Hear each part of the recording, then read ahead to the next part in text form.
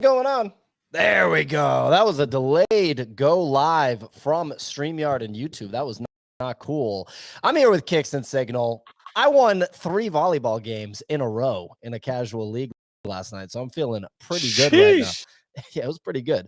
One of the guys on my team takes it way too seriously. But you know what? At first I was like, all right, fuck this guy. But then I was kind of like, I gotta like this. I like winning in casual volleyball. So this guy's actually pretty good. Signal, you grew up playing volleyball? No, I find volleyball, I consider myself pretty good at sports. And I think volleyball is, am I on the wrong mic? You might be on the wrong mic. I didn't want to wrong mic you immediately, but you might be on the wrong mic. Kicks. I'm on the wrong mic now. And Beautiful. I think one of the hardest sports you can play. I really do. Like the whole hand coordination thing and having to jump really high. Like I'm pretty small, so that doesn't really help. I don't know why. I struggle with volleyball. I do. I feel like you come from a basketball background, so you kind of have some advantage there, and you have height as well. But little me and these little hands, we don't mesh well. I think you're selling yourself short. No pun intended. Here's the meme of the you're on the wrong mic. Kicks, you're not a volleyball guy, are you? No, I mean, I've definitely played volleyball. I played like not in a league or anything like that, but like I played volleyball casually a lot in San Diego and a lot in when I was in college. Absolutely loved it. It is a like a draining sport. Like you will get worked out with just like the intensity of it, the moves, especially if you're on sand. I didn't know if you played on sand last night. Did you play on sand? I do the beach volleyball. This is my substitute for basketball, so I don't pop my Achilles again. So barefoot on sand is pretty safe. Yeah. But I mean, like you gotta like the digging and the moving, man. You're gas afterwards. Yeah, it was a lot of fun. It's good stuff. Look, we got a lot to get into, ladies and gentlemen. We got we're discussing all things crypto market as usual. And we're going to discuss yesterday's apparent stabilization of crypto and TradFi markets. We're going to talk about the mass meme coin rally, and we're going to dive into predictions markets, which is I want to spend a lot of time on this with Kicks. I want to go deep dive on this. Quickly, Ray has come up with a new segment for us. This is inspired by a New York City hip hop radio station called The Breakfast Show. So if you are familiar with hip hop in the United States, The Breakfast Show, Charlemagne the God, DJ Envy, Angela Yee, they have a segment called Donkey of the Day. So in this segment, us panelists are going to be presented with 3 donkeys. In other words, people who have had an embarrassing moment or made a questionable take or move. We're going to monitor our chat for other nominations. So if you're listening on Twitter, if you're watching the video on Twitter, if you're watching the video on YouTube, pop into the chat and you can nominate donkeys of the day. And once finished, every panelist will make their pick for donkey of the day. So you guys ready for donkey number 1? Yeah, let's do it. There we go. A little delay, but they're ready. Also, ladies and gentlemen, pay attention to how clean Signal's framing is today. Nothing makes me happy than a nice, well-lit. Was the word that you used for Kicks yesterday. And I was like, you know what? I can be cinematic too. So I was inspired. I was inspired because I watched the show back and I was like, I'm look like, the Monet from a great distance. So I'm coming in with Scorsese. Absolutely. And whatever it takes, I'm absolutely pumped about it. So look, ladies and gentlemen, donkey number 1, Martin Shkreli. Martin Shkreli claims that he co-created the DJT meme coin with Donald Trump's son, Barron. Yesterday, one wallet sold $2.2 million of the coin in a single clip. It dropped the market cap from $55 million to literally 0. So that's donkey number 1, okay? Donkey number 2, Caitlyn Jenner. Caitlyn Jenner is following in Scottie Pippen's shoes and is tokenizing her 1976 Olympic decathlon gold medal. This comes after she already launched meme coins on Solana and Ethereum.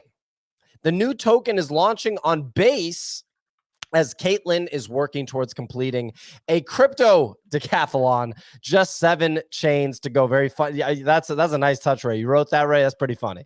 Good stuff. Yeah, he's nodding his head. He wrote that. That was pretty funny. And the last donkey, I like this, a funny donkey. The Ronin Bridge.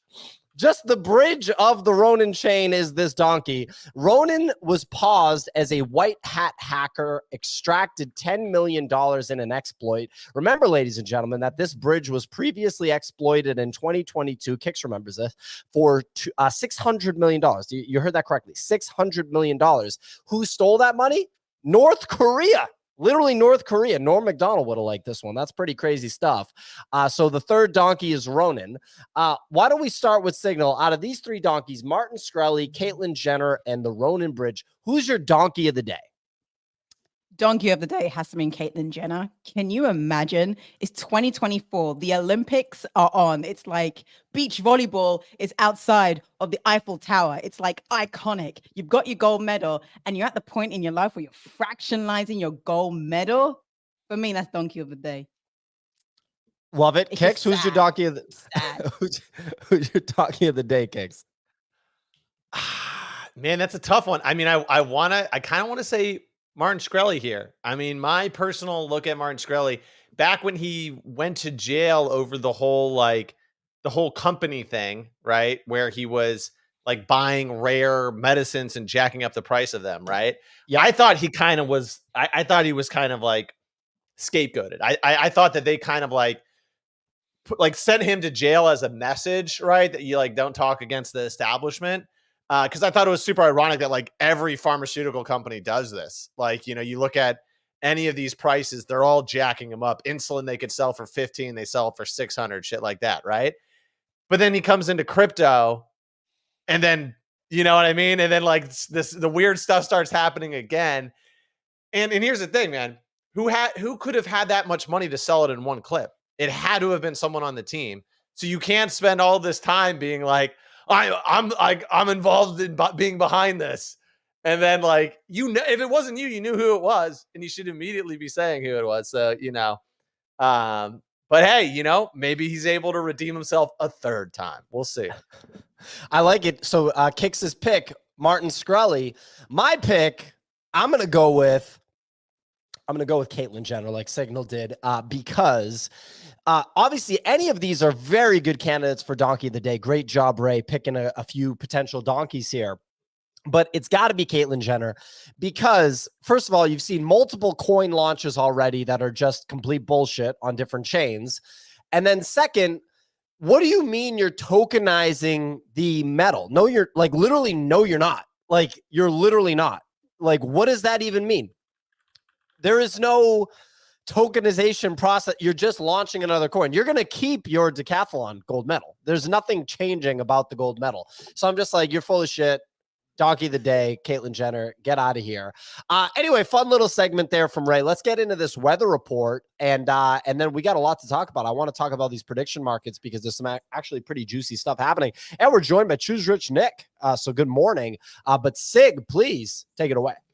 Yeah, absolutely. It's Tuesday, August 6th. Looking over the crypto roundup, the majors, they did a beautiful rally over the past 24 hours. Who could have predicted that? The Bitcoin is up 10% to 55,300. Ethereum is up another 10% to 2,500. And Solana is up a whopping almost 20% to $139. The biggest mover among the top 100 coins was the base meme coin, Brett. That is up almost 50% to a 930 million market cap. Over the past 24 hours, top three stories. Well, firstly, global markets showed signs of stabilization and crypto bounced to retake a 2 billion total market cap.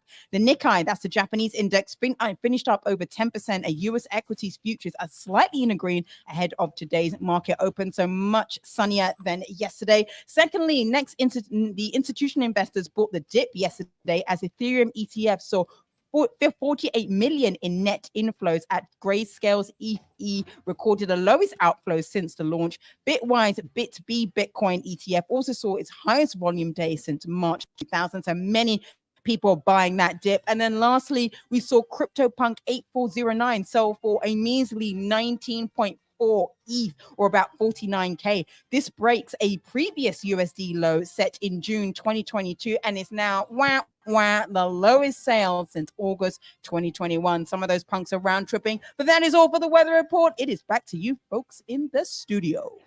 Fantastic weather report. Nick had bought his CryptoPunk in June 2022 when that previous low was set at around 50K. No, 2 years ago. That's crazy. 2021. No, you didn't. 22, buddy. Not Oh, 21. I thought she said 21. 22. Oh, nice. The lowest. That was the lowest. The 2021. That sale is the lowest sale since 2021. But you bought yours 2022. Yeah. So 2021 is when that was set. Oh, well, okay, got it. It went as low as 50K when you bought yours, though. Also, This is below that time when I bought, basically. crazy. I think, yeah. Well, the difference though is that it was like an actual bear market there across the board, and it's not now. You know, like Look at this comment. Is Nick gonna launch a coin and rug the community? Well, what coin did he launch? Literally, what? Like, what is that guy talking about? So look, well, first of all, Nick, how you doing? I'm doing all right. Coin rugger. I don't know about this price action though. Let's go. TA it. I feel like this is a fake out here. This Yeah, I'm with you. it just feels like it's not even holding a solid pump. Like it was way higher last night when I went to bed and recorded that video that is now the face of Twitter, you know. All of the comments, I will say, we've re-reached a new audience of people because 90% of the comments is like, yo, this motherfucker's ugly. I mean, that's what we set out to do. We wanted to, attract that clientele. Well, I don't know about clientele, but in terms of that audience, the reason I mentioned them is because I wonder if there's like something, I don't know, like maybe crypto's been like really active in their like top of mind recently. Like, I don't know, but maybe the dumps are also a volatile moment, a good moment to be really catching of course their eyes. Well, it's an I told you so moment. I told you so, everybody. Yeah, saying that this was just a scam all along. Exactly, Nick. Yes. Nick, we're going to dive into prediction markets because there's some fun stuff happening here, and Kix is very well versed.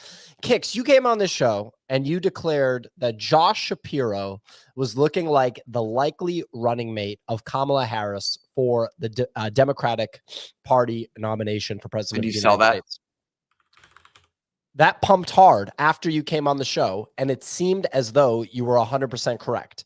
The Democratic Party is now swept the legs out from underneath Shapiro, which is a normal occurrence for them. And a gentleman named Tim Walz is now, breaking news, the running mate of Kamala Harris. Did you see this coming? Wait, and did you have action? It's been announced. So yeah, 100%. It is Tim Walz from Minnesota. I want to say it's not a good day to be a Jew and a Democrat. There's a little too much controversy being Jewish. You can't put a black. I was gonna say you can't put a black person and a Jewish person together. Like that's just like we're not ready for that. Like that's just not. I think it should have been ready. I think Josh Shapiro. I think if they truly wanted to win, and this was a great learning lesson. It's gonna be Jewish. So basically, how it went down is early on, it looked like Mark Kelly was going to be the pick, and made a nice trade on Mark Kelly, nice 2 or 3x. Then some words started coming out saying Josh Shapiro is pretty much a lock. Josh Shapiro went from 20 cents to, I think he peaked at 82. Did you so sell like, Did you sell it then? I didn't sell it all. I trimmed some. I did not get wrecked on this going to zero. How much did you have? $2,000 worth of Shapiro. And then it went up 4x. It went up. I got it in at 27 cents. I didn't buy the Pico bottom. Okay. So I sold out at like a 2.5x. Enough. I didn't make money on it. Enough to trim out the cost basis, and then I rode the rest. Wow. But here's the thing: is I looked at it for me. If I can explain, devastating. Well, Wait, luckily sorry, I took wait. no's on. Yeah. Kids, can you just give some background here for the people who do not understand US politics? Yes. Like the person you Yes. chose, was that the favorite? The person who's come in, is this a surprise? Like, can you just give a bit of Your background candle as looks to? great, by the way, Signal. I know, Absolutely thank you. phenomenal. I Cool, said the same Stacey. thing. I said the Cool, same Stacey. thing. 100%. So to give you the context, Signal, Josh Shapiro, Mark Kelly were and then a couple other people were top candidates. Josh Shapiro is out of Pennsylvania. So like in the US we have the electoral college. So it's not just popular vote. Each state has a certain amount of votes essentially, and if you win the state, you get those votes. And the first president to 270 electoral college votes wins the election. Pennsylvania is like a massive battleground state. Basically, if you win Pennsylvania, you're almost always guaranteed to win the overall election. And Kamala has been struggling a little bit, and even Biden was struggling more in some of these swing states, right? Mark Kelly is from Arizona. He's a senator from Arizona, also a swing state. And you got Josh Shapiro from Pennsylvania. Josh Shapiro, good friends with Obama. He's known Kamala Harris for 20 plus years. He's very well liked. He's also bipartisan. So he has like a 61% approval rating in a state that's half red and half blue. So that's really good, right? Really good track record. And it looks like he was basically going to be a lock. And if you think about it strategically, Kamala Harris is progressive. So she's a little on the liberal side, right? So Josh Shapiro coming in as more of a moderate, right, balances out the ticket. Him being from a big swing state that she needs to win. If she wins Pennsylvania, she wins the election. If she loses Pennsylvania, she loses the election. And the people in Josh Shapiro's camp verbatim said to the Kamala Harris party, if you pick Josh Shapiro, Pennsylvania is a lock. So everybody, the pundits and everyone starts saying Shapiro's a lock.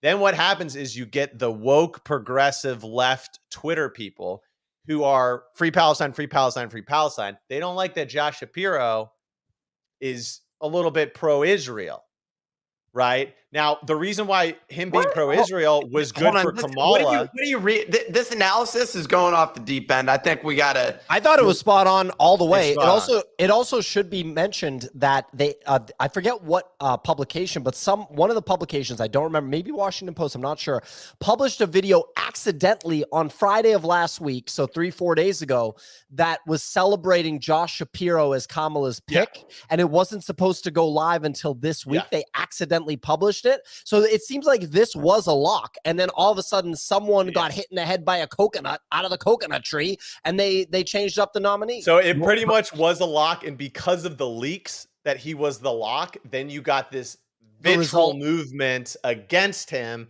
and pushing Tim Walz as the alternative. LT HUD says Kamala's not a progressive. Actually, she was called the most progressive senator in the Senate at the time. So you're wrong. But you can believe whatever you want in life. That's the beautiful part about it.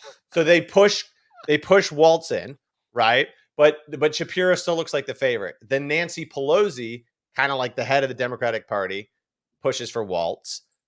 John Fetterman, Bernie Sanders, other kind of prominent people in the party push for Walz. So then it's starting to get to like a little bit of a 50-50. Then we start getting into the real Twitter conspiracy theory stuff, right? Somebody goes to Walz's house and shows him leaving in a bunch of SUVs.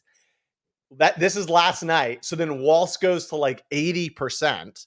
Then people run license plate analysis and say that's his normal governor security detail. He goes back to 50-50. I love people trading him getting into a car. Yes. Okay. And then this is where I started being like, Josh Shapiro is the pick if they truly want to win the election and not win like the Democratic Party battle. But I see Josh, this is the picture for Walz, but then they show a picture of Josh Shapiro shooting hoops at his house by himself, no security detail. At that point in time, I'm like, looks like Shapiro's not the guy, but I still wanted to believe. So at that point in time, around 56, I trimmed out the cost basis. But I looked at it, for me personally, I looked at it as longing Josh Shapiro. If they're smart and pick Josh Shapiro and I want Trump to win, I think Josh Shapiro is a lock.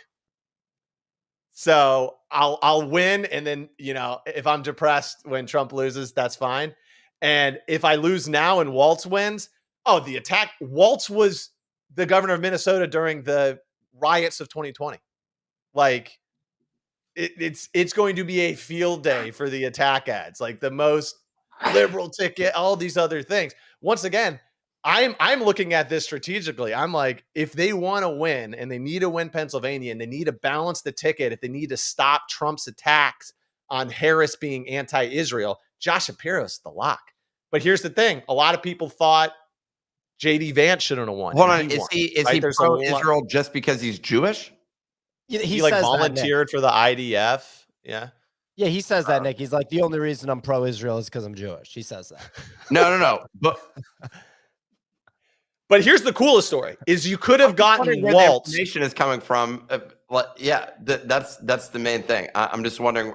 Like, anyways, go ahead. Here's the cool thing: you could have gotten Waltz a week ago for 3 cents, and there was a lot of Waltz boys that were like, "Waltz." There were Waltz boys. Yeah, they were like, "This is the only way to unite the Democratic Party. Shapiro will fracture it. Waltz will bring it together." And those guys were right. And they hit a 33 bagger. Yo, you got to hit me with some of these Waltz boys. I'm going to follow them with noties on to figure out who's waltzing their way into the White House next, man. You got to respect it. They call it, but at the same time, it's kind of like being in a room of crazy people and that person ends up not being the crazy one. Cause there's people that like had 200,000 shares on Pete Buttigieg. And they're like, nah, Pete, like, they're like, he's the lock as of last night at 9 p.m. He's trading at like 0.7% chance, Pete Buttigieg is this sounds like so much fun on these prediction markets. Like, it's but I so feel much like fun. But you need to know US politics. I would never have been able to pick what you just ran, that strategy and looking at the Secret Service number plates and cross-checking and analysis on Twitter and sentiment there. It sounds so much fun, but the lack of US political knowledge I need you as my advisor, Kicks. Like, we need you as the group advisor as how to place these bets. You got to be reading the political news, which I stopped doing a long time ago just because I fucking hate it. But I did just Google this guy, and one of the first things that came up was a CNN article, and it says, during recent remarks at a White Dudes for Harris fundraiser, Waltz made a rough and ready case for the vice president before would-be small donors. White Dudes for Harris? That's the official name, dude. It has like Frodo's buddy from Harry Potter. Sam from Lord of the Rings. And the guy that's the voice actor for Olaf, who I love. Once again, love whoever you want in politics. I don't give a shit. I am not the kind of person that's like, I don't like you because you're this kind of political person. But Bray in the comments just said, this is what Vivek Ramaswamy said on Twitter. I think in terms of political minds, he really gets it, right? This is what he wrote. Waltz is a massive gift to Republicans. The media keeps trying to hand Kamala the race on a silver platter, but apparently she refused to accept it. Meaning, if she picks Shapiro, why do you care about the super far left? Are they going to go vote for Trump? No. Like, you know what I mean? They think he's a dictator. He's going to end the world if he's elected. Like, so you think if they don't get Waltz, they're just going to be like, all right, got to vote for Trump now. No, but Shapiro would have locked Pennsylvania and brought independent voters. And now what you're going to see is Waltz and pictures of Minnesota on fire in the background in attack ads around the nation. Like, hey, guys, you won the battle. Maybe you'll win the war, but we shall see. But anyways, man, I could have locked in 2K profit on Shapiro and I didn't. Man. But hey, I'm still up on the VP markets because they were so fun to trade. I made a 2X on Mark Kelly. I put no's on Pete Buttigieg, Andy Bashir. You can play these things in the swings, right? I want to play next, Kicks. What are you doing next? Because the VP, so we've got the VP nomination for the Democrats. What's interesting to do next at this stage of the election? Yeah, that's a great question. Because, I mean, that was a big market. Just for perspective, $125 million was bet on the Democratic VP. Wow. On the presidential election winner, 508. So this was 25% of the market. And there wasn't a lot of volume until Kamala Harris moved from VP to president, right? So I think there's going to be a lot of volume coming in on new political markets. Sorry, Nick. What the fuck is wrong with this guy? Why did they pick him? Look at this this photo on CNN looks like a balding. Oh, I know. That's what I'm saying, dude. But here's the thing. Shapiro was hooping the first chance he got. He was out there hooping immediately. I love to see that. Shapiro's Barry Obama reincarnated as a white Jewish man, like literally. And you can't reincarnate if you're still alive, but you get my point. Right? Always the Jewish guy they always just remove from the fucking ticket. I don't know that because wasn't there another time? Well, there was a Jewish Democratic candidate who was running back in the day. I'm blanking on who. Well, Bernie Sanders is one of them, but there's been multiple others, and they just it never works out. I think Lieberman was the only one. I think Lieberman, Joe VP, Lieberman. Sure I remember that. Was he VP? I think so. I'm not sure, or P, but I'm not sure if he won. I don't think he won. It wasn't P, but what's his name? Bernie Sanders. He had so much momentum. He's like, everything's got to be free. College has to be free. Groceries should be free. And, everything was going to be free. And people were like, hell yeah. And everything was going to be free. You weren't going to need money, which would have been very interesting if he got elected. And as a result, they swept the legs out from underneath them and they jammed Hillary Clinton in everybody's face. Yeah. I feel like the Jewish thing for me is crazy that as someone who's Jewish, it's frustrating because you can't keep them on there. You just can't keep Jewish people on the ticket, which to me, it would have been progressive from just an image thing. If you're going off of racism, basically, you can be like, we got black and Jewish would have been a combo, and we would have been like, would you have believed that was possible? But now they're like, we can't do that, but they're going to put an actual progressive person in there who looks like Joe Biden at 60 years old, basically. At 60, he looks like Joe Biden at 70, basically, or 75. Well, Nick, at least what you can sleep well at night knowing is that the first man lady of the White House is Jewish. If Kamala ends up winning. Yeah, that's interesting. Twitter. Sorry, this is really funny, but I saw this thing on Twitter. It was the first thing that came up. And it was this this typical barbershops you have in the US, these black barbershops. And the guy's he's got the blade and he's doing it. And there's a CNN reporter there and he goes, is Kamala Harris black? And the guy in the chair's like, okay, I can't do his accent, but I'll try. He's like, well, I'm gonna let her decide if she thinks she is, but my opinion, she ain't black. And then there's two other guys who go with two other black people. To get this, two other black people who say she isn't black. And then it goes to the CNN reporter back at the studio, and he goes, well, they're obviously low information voters. Oh my God! Those self-identified as. Oh my! Next time someone tells me, clip and I want to hear the audio. Real quick. Next time someone tells me Bitcoin isn't a store of value when it crashes by 5% in one day, I'm gonna let them know that they're low information people, dude. You guys are low information. That's a crazy way to call somebody dumb. A little more likely or less likely to vote Democrat. Well, hold on, first, Ray. Hold on, Ray. Is Kamala black? Yes or no? I'm gonna let her speak on that. But to me, no. Oh, is Kamala black? Yes or no? I share that same view. Wow, is Kamala black? Yes or no? I heard she was. I heard she's half black and half Asian. Half Asian. When I played that audio on my SiriusXM radio program on Thursday, many callers who self-identified as African American were quick to tell me that those men were the exception, not the rule. Some described them as low information voters, no different than you'd find among whites. Jesus Christ, dude! My guy just said low information. Here's the thing. Shocker. Maybe men more likely to vote Republican, women more likely to vote Democratic. It's the same regardless of the color of your skin. That's probably the divide. Probably the people saying they're wrong. That's just how it works, man. And that's fine. Once again, everything's good. Now, in terms of Signal, Polymarket, what are the next plays? I think they'll probably open up some new political markets that could be very interesting.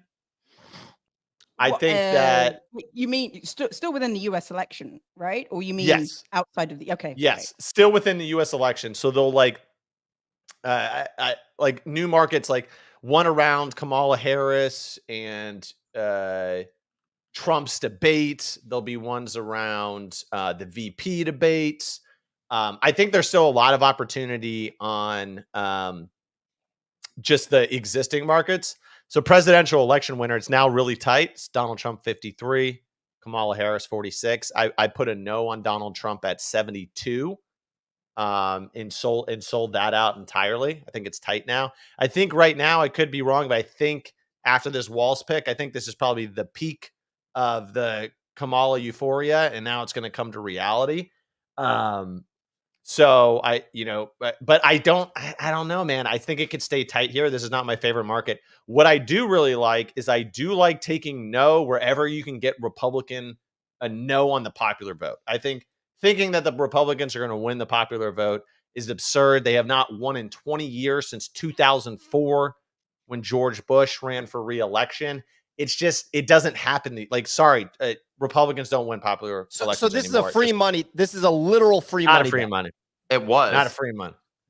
Yeah, but I think even at this point, I think 71 divided by 30, you get 40% return on your money. I couldn't get the from now to fucking November. website to work, which is annoying. I can help you with that, Nick. It's very easy. One question I have for Kicks. You say, "Wow, it's very easy." I went through the process. It didn't work.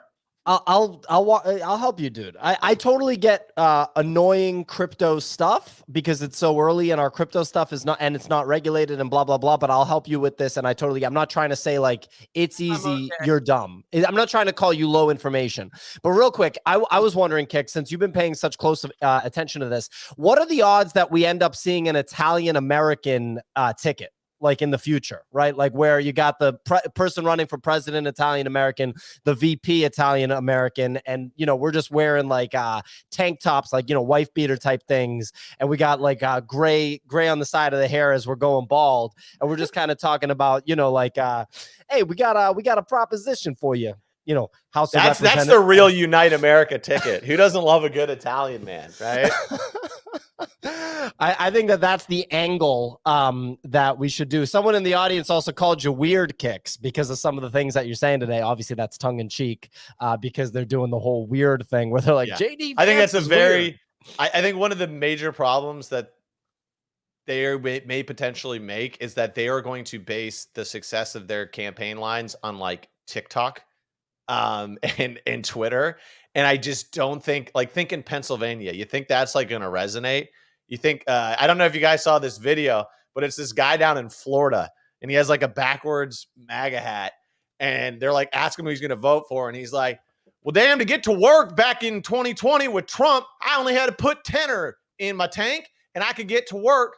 And now I got to put 30 and 40 in it. And then when I go to the gas station, the beer's 3 times as much. That's the people's Gatorade. Who do you think I'm voting for? Like, you know what I mean? Like, you ain't winning those people in Pennsylvania. There's that guy, and there's also an immigrant Asian dude with a thick accent that's like co-signing Trump in a big way. That's funny. There's just something natively funny about those clips, the pro-Trump clips that are like that. It's just funny. Real quick, where else is there value right now, since you're paying such close attention to this? In all seriousness, where else is there value on Polymarket right now? There is free money on betting Democrats to win popular vote. How is that not free money? Like, I think the likelihood is very low. Like something disastrous would have to happen to the Democratic ticket. I think voting Virginia, Nick's a fellow Northern Virginia guy. Don't think Trump's winning Northern Virginia. And you can get the Democrats, yes, at 80%. So you're making about like 25% your money on that. Another conservative bet, but a free money bet nonetheless. I don't know that it's free money. Okay. I thought Virginia is a swing state. Yeah, isn't it? Just because you're a swinger doesn't mean that Virginia is a swing state, buddy. I think Biden like that one. I think I like that one. I like that one. Biden won Virginia by a margin of 10%. Did he? Yeah. Okay. Yeah. It's Northern Virginia, man. It's all those government workers, living in suburbia. Represent, dude. Fairfax. Trump was on Aiden Ross, by the way, yesterday. Nova. You know what I'm saying? Nova knowledge now. Northern Virginia. In the house, baby. Wow. Is that what they do? What are they doing? VA. VA. No, the 703, dude. The 571. A-Town represent. I hit a big one on would Bitcoin reach 70,000 by September. Because now at, people think it will. It won't. It was at like 80%. I took the no. Oh, nice. There's some Olympic things and sports things, but it's like I don't have any edge or really understanding there. Yeah, there's an interesting one like in crypto airdrops by September 30th. So like, do you think like Pump.fun or Can you buy Rabby? options on the Bitcoin ETF? Yeah. You can do Yeah. all traditional finance. Just all the like you can Some things don't have options against them. Basically, what's the? I want to say biggest- I looked it up and they did have them. So there's an IBIT. No, there's no calls or puts on IBIT. What's the biggest one? IBIT. No options.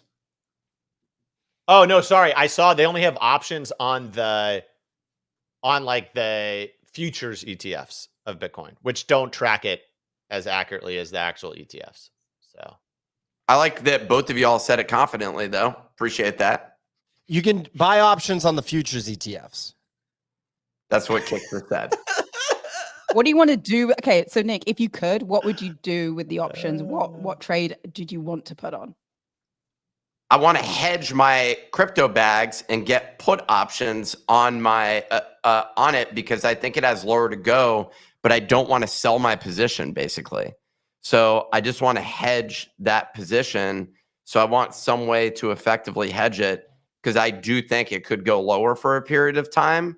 And so I just want to have that downside risk offset because I mean, I went down $250,000 or something like that in one swing. And I think I could go down another $100,000 right now. I'd like some way to place a short bet essentially on that position. You can do a naked short, but then you need a different margin account for putting naked shorts, and your account needs to be like enabled for that sort of position.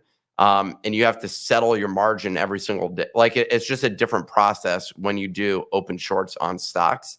And you don't get a leveraged ability against it. Like I can do 100 shares of something that I'm shorting with a put option, but none of these ETFs, as far as I'm aware, have options. I think most. No, I just looked it up. They're not. Gensler would have to approve options for the spot ETFs. And as of May, an article was written May 1st where people are pressing him to approve them. It has not been approved yet. Just he gets to decide. That makes sense. That sounds fucking American to me. I'm actually with Nick though on this. I do think we can go lower here. This isn't like a TA analysis, but what we saw yesterday, we've seen it a couple of times already this year. I want to say 3-4 times. We've seen these massive sell-offs. And then in 24 hours, we see these like it completely just goes back up again. And you see meme coins do what they did. They just surge back up. But I don't think all this frothiness has just magically gone away in 24 hours. Like, come on. It just can't. Like, there's just no way. We're going to see more volatility, and it definitely feels like something else needs to come before this election. What that is, I have no idea, but I just don't believe we're out of these sort of like treacherous waters going into August and September. I think like October going into November, we're going to definitely be feeling like we're going up, but this like August, September period just feels like, I don't know, there's more to come. How low we go, I don't know, but your idea of wanting to hedge the downside at least definitely makes sense. And if you can find a way to do it, I would take that position as well. I'm not going to bet on it, Nick, because I'm up obviously on our bet, but betting that going down, I definitely think there's still more room to go. Look at the charts, look at the TA, but I don't know. Maybe there's a maybe you can short ETH USDB on Wasabi. I love how Ray just popped in, said it. No, I like that little on as chain. Why don't you look around on chain, buddy, for your little short action? Short USDB on Wasabi. It sounds secure. Yeah, just shorting ETH essentially. It's just on blast.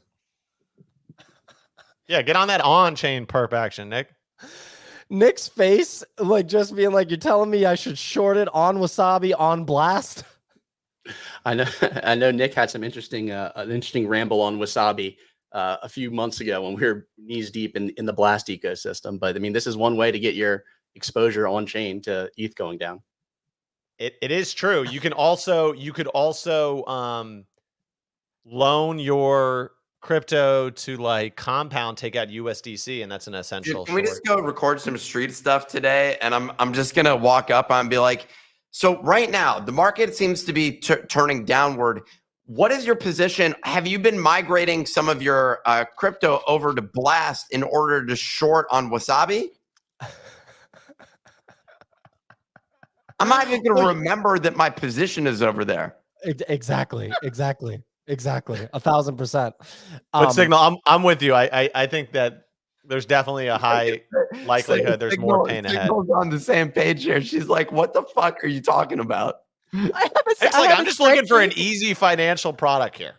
No, because I have a spreadsheet of all my positions on Blast because, dude, it's like finding pocket change. This is why I use Rabby, the Rabby wallet, because it's like finding pocket change. It like the wallet tells you where your stuff is, and you're like, huh, I never even knew I had 12 grand over on some random chain on some random website because 4 months ago, Easy told us about some weird things to go after. So I 100% agree with Nick. If he was to take that position, he would forget that he has it there, or he can't close a position or can't bridge out. I mean, Nick, test it.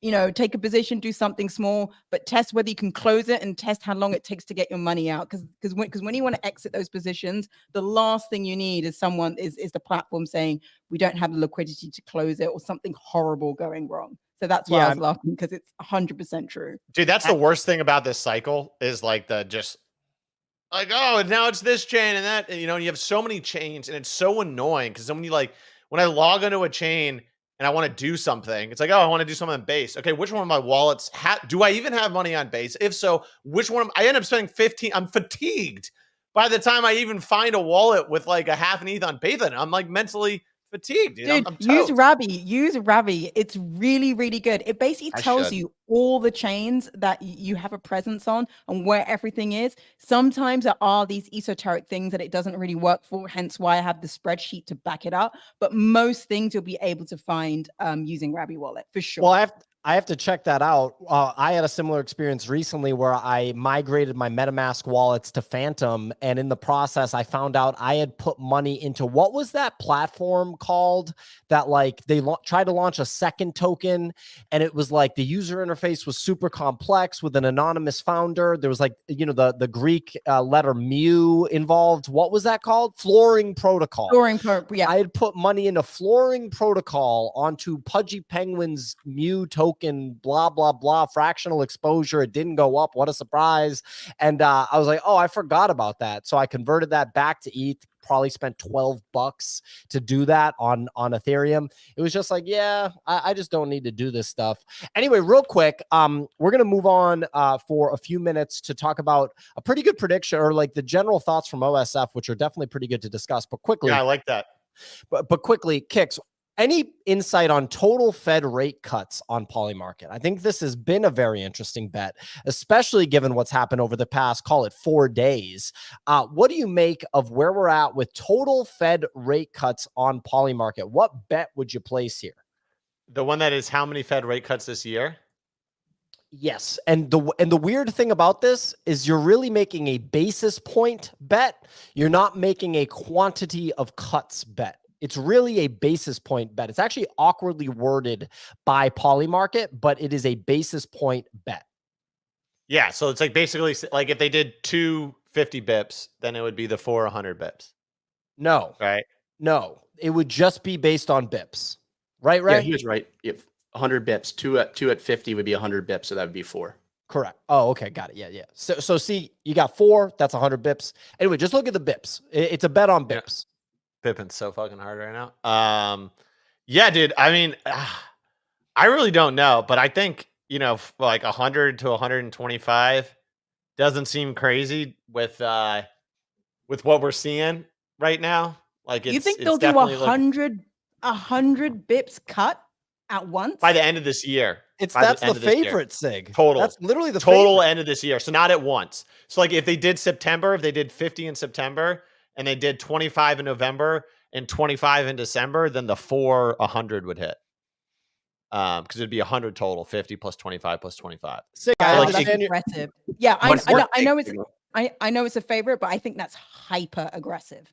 Hyper aggressive. 125 is quarter of the neck and year. neck. 125 is neck and neck here. The Yeah, but market's this is, pricing but in. I'm sorry, but on Polymarket they had Trump at like 63% to win the presidential election. Like there's a bit of a lag. I feel like there's a little bit of a lag happening. No, Just with Trump and Kamala, we've seen it become a lot tighter, and I feel like this is way overblown. In the next September. So yeah, the Q4 to go down by 100 to 125 basis points. That's overcooked. No, I think it shifted this way because of the market crash the other day, basically. So we were at like 75 was the leader, and then it just dumped because of because the market crashed. I think all of us are wrong now with this wasn't even was this an option last time, Ray? So it was either 3 of 75 bips or the field. So you either took 3 being the Polymarket odds-on favorite by this Friday, or you took the field. Is definitely the field would have been just better, also just from a number of options basis. Ray's gonna get hired by Polymarket, dude. This guy just comes up with good ass I things. think I fucked this. Yeah, you did so hard. No, I'm kidding. But actually, a fun fact about this: apparently, like FedWatch, it wasn't on this market, but it was on a different market, right? And like FedWatch, like tracks basically like what the market thinks the rate cuts is going to be.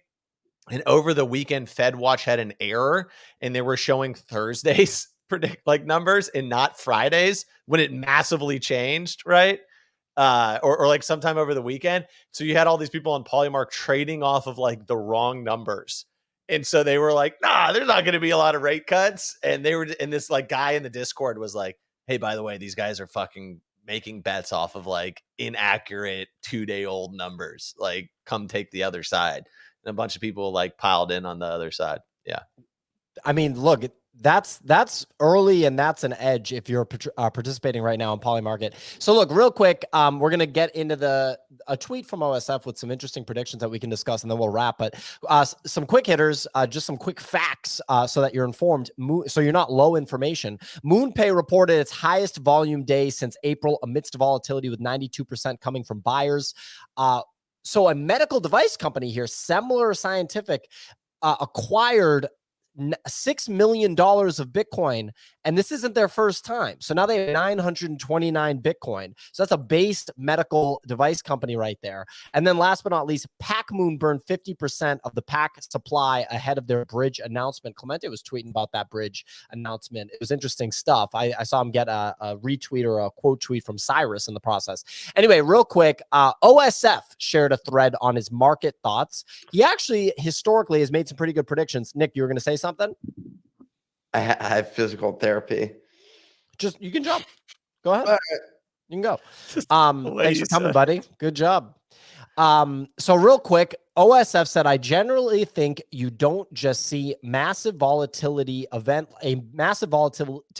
like this, and then the market just quickly rebounds and stabilizes right after, which I think is a pretty reasonable take. Maybe a bigger concern here is, has the Fed left it too late, and we're going to be ultra sensitive to economic data this month? So we got some important dates in August. A week from today, we have PPI, that's on the 13th, and there's CPI on the 14th.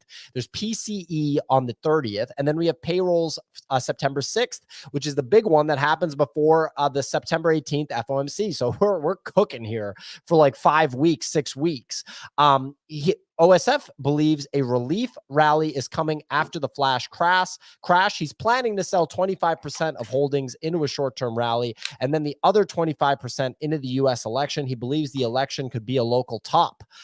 So a lot of different things. And then we have a little bit of other signal coming from our buddy Ram Alawalia. He said the 1987 stock market crash did not cause a recession. Neither did Hurricane Katrina. Neither did the 1998 Asian financial contagion or the LTCM blowup. So pointing to historical instances of crashes not causing a recession. I mean, when you kind of look at economic stuff, you do have to go way back and look at history. So Kix, any thoughts on all of this information here from different sources, from Ram, from OSF? What are you thinking? I agree with, I thought OSF, what he wrote was like super well written. I think that there's definitely a likelihood you could get a rally. You could even get like a wild, unexpected rally where Bitcoin goes to like 90, 100 into like September, October. But I think if that happens, then you have a worse of an eventual crash. I think like an ideal situation is that we just sit and chop for a couple of months, maybe longer, and then eventually move up. It's all speculation though, but I mean, I think it's interesting from him, one of the best traders of this cycle, crushed last cycle as well, saying he feels like we're later in the innings than early, and telling people like, you know, if you have a lot of profits on the board, it's not the dumbest idea to like sell into some strength over the next couple of months and lock in some profits. I think that's super reasonable. In terms of what Ram said, I mean, he's right. I don't think stock market crashes ever cause, like, not ever. I mean, I guess you could argue that in, you know, the Great Depression, right? That stock market crash kind of unwound everything. But he's right. Stock markets can crash and not cause recessions. I think the issue right now, if you listen, I think Kyle Bass was on CNBC, and I completely agree with his statement. Basically, what he said was, he said the entire economy is being propped up by like the top 10% of spenders, money makers, everything. They're the only people that is keeping Apple's, you know, revenue up and keeping like these things afloat. And as soon as those people get skittish and or need to pull back, then you're going to get a rollover. They're the ones keeping the housing market up, you know, all of these different things. And so in that case, those people have a lot of their net worth in the stock market. So in that specific case, if it's the 10% holding up the entire market, the 10% getting whacked in equities will cause them to tighten the belt, and then they could roll over the economy. So, but I mean, generally markets kind of front run recessions and stuff like that. I mean, once again, I think the whole thing, if you're up a shit ton of money, you should always be taking profits. You should always have some cash on the table. You should never be like, you know, in a position where you're not going to be able to throw some cash at a better opportunity. Here's another big thing. Guess what? Warren Buffett, people love to make fun of him now. And I think it's like one of the dumbest things to do, because it's like making fun of like, you know, Joe Montana, right? You know, like a legendary old school quarterback, and being like, oh, he couldn't do shit compared to Patrick Mahomes this day. Guess what? That guy has some fucking wisdom. So when you see fucking Warren Buffett going, he owns more cash he has more treasury bills than the Federal Reserve. The dude has $300 billion in treasury bills right now. Okay. I think if you saw and what's he getting on that? 4.5%. So I think if you saw more than 5%. Yeah. So if he saw more than 5% upside on the market, he wouldn't have $300 billion in treasury bills right now. So just be smart, be cautious, sell into strength. I think also just with crypto in general, when Bitcoin, ETH, when they do go down and then go into chop zones, that's when you get stuff like Friend Tech pops off, or that's when we got meme coin summer in 2023. That's when we got DeFi summer in 2020. Oops. So it's not all doom and gloom. There's going to be lots of opportunities. No, I don't think that what I said fades Kobe at all. If you chop in 2019, you chopped for like 9 months straight, just in a straight line while everything consolidated. So if Bitcoin chops for 9 months straight, then Kobe's right. 100%. It takes time to get through 9 months. Yes. Yeah. And there'll be other metas. There'll be other interesting things, right, that happen if it is indeed going to consolidate. But yeah, just be smart with your money, you know? A lot of people say upstarts in Q4. Who knows, right? Trump winning could turn everything around. No one can predict the future. But what you can do is position yourself in a smart way, right? Listen to other smart people. If you've been following OSF, he's crushed this cycle. He's crushed meme coins. He's crushed a lot of things. If he's starting to get a little skittish and saying, hey, may not be in inning 3 on this thing, it may be inning 7, and he's not talking about Bitcoin, right? Like OSF has positions in a lot of riskier stuff. Yeah. Although now I think he pivoted. He's the one that said he was in JLP, which is a little bit maybe more conservative. But yeah, just like play it smart, Ideally, you have some cash on the table to buy dips. I think if you're sitting in Bitcoin and you have a 10-year horizon, you do not need to worry. Like, you know what I mean? Like, why would you be, right? If you're heavy in alts, if you're heavy in risky stuff, right? Different and you story. don't have, you don't have 10-year conviction. You got to play the game differently. You got to be smarter. You got to say, hey, you know, I put 10K into this thing. It's worth 150 grand. Look at me with Shapiro. Hey, I made a 3X. Let me go get that 4X. Let me go see how that 4X tastes, right? Dude, they literally swept your gains out from under you. They just shoved Tim Waltz up your butt. They did, man. They did, and I kind of liked it. You know what I mean? Wow, that is crazy that you were so right about Shapiro, and then they were like, psych. You know what they say? You can be right or you can make money. And that was that, you know, you need to get reminded of that lesson right there. I was right. I didn't make money. That's what you gotta be smart enough in these markets, right? Same kind of thing. You can be right and be like, hey, the stock market's overheating. I'm going to sell out. And it goes up another 50%. You're right. You didn't make money, right? That's the big balance in life. You know, left curve, right curve. Don't be mid curve. It's like when the team's down 18 points and the guy shoots a 3 half court to hit it and bust the spread. Hey, I was right. I was right. Exactly, dude. I love how Ray runs away so fast. It's so funny. He has like an anyone on audio just thinks he's like in the booth.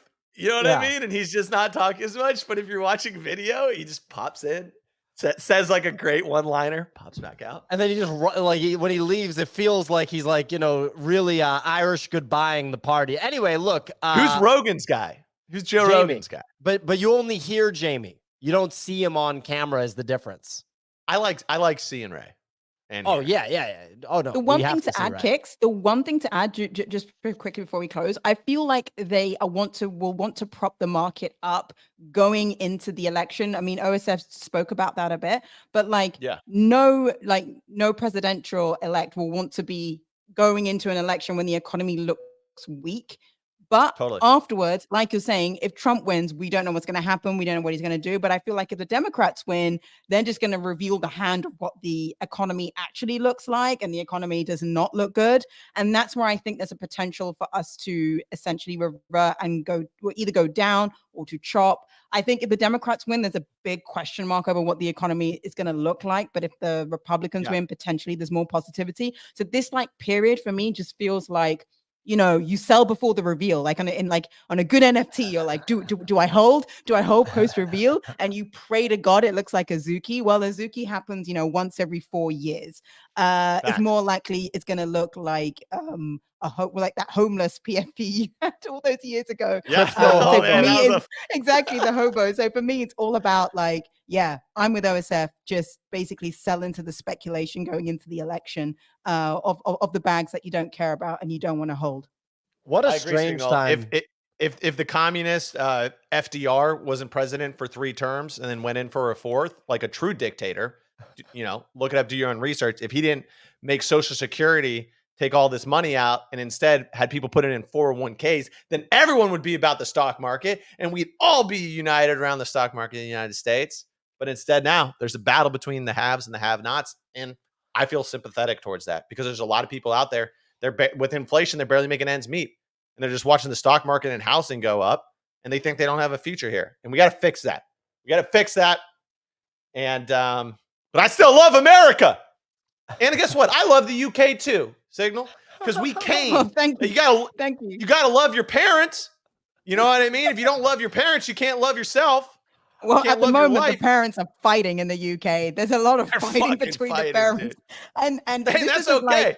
No, it's not okay. This isn't like you left the dishes out. Why do you always leave the dishes out? Why is the kitchen not clean? No. This is like we're getting a divorce. I'm bringing out the weapons and I'm going to hit you over the head unless you sign the divorce papers. I was about to say, this is like flipping the Thanksgiving table over and all the food goes flying, you know, and people are throwing plates at each other. You got to, like in the UK, you got to be like John Wick right now, but then they don't have guns. So you got to be like Jean-Claude Van Damme. And it's like, that's pretty hard to do, man. I got to kick like 20 people in the face. I mean, some of this video stuff is crazy. Like 20 people on one dude. It's like wicked messed up. Yeah. Anyway, but that's why we need to ban AR-15s because you don't need 26 rounds in a clip.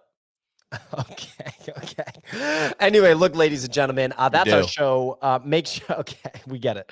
Make sure you guys hit the like button, hit the subscribe button on YouTube. It really, really helps. We see a bunch of people watching the show. We got to get an equivalent amount of likes on YouTube. Shout out to everybody on Twitter. Retweet the show if you can. Leave a comment. Follow everybody on the show. It looks like only me, Ray, and the brand account were on stage today, so we'll have to clean that up next time.